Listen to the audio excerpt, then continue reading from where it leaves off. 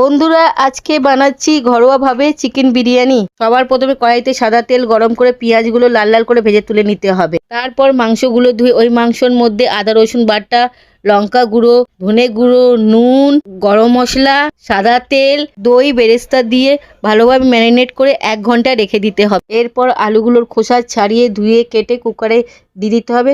অল্প জল, আদা রসুন বাটা, নুন, গোটা গরম মশলা, দই, লঙ্কা গুঁড়ো, গরম মশলা, ফুড কালার, সাদা তেল, বেরেস্তা দিয়ে সিদ্ধ বসাতে হবে। একটা সিটি হওয়ার পর নামিয়ে নিতে হবে। এদিকে হাঁড়িতে জল বসিয়ে গোটা গরম মশলা, নুন দিয়ে জলটা ফোটাতে হবে। ফুটে আসার পর 1 ঘন্টা ভিজিয়ে রাখা বাসমতি চাল ওই জলে দিয়ে দিতে হবে। 70% রান্না হয়ে গেলে চালগুলো নামিয়ে নিতে হবে। এদিকে বেরেস্তা ভাজার তেলে মাংসগুলো দিয়ে 15 মিনিট ভালোভাবে কষিয়ে নিতে হবে।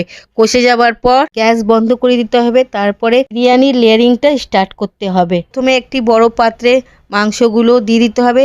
তারপর আলু দিয়ে গরম মশলা দিয়ে দিলাম। তারপরে রাইস দিয়ে দিলাম। তারপরে আবার গরম মশলা দিলাম। ভিজিয়ে রাখা কেশর মেশানো দুধ, তার মধ্যে গোলাপ জল, কেওড়া জল, মিষ্টি আতর, ফুড কালার দিয়ে চালের উপরে ছড়িয়ে দিলাম। তারপর বেরেস্তা, মাখন দিয়ে দমে বসিয়ে দিতে হবে। 15 মিনিট দম দেওয়ার পর হয়ে যাবে ঘরোয়া পদ্ধতিতে চিকেন বিরিয়ানি। যদি আপনাদের এই ভিডিওটা ভালো লাগে একটা লাইক, সাবস্ক্রাইব, ফলো করে দিও। দেখা হচ্ছে নেক্সট ভিডিওতে। হর হর মহাদেব।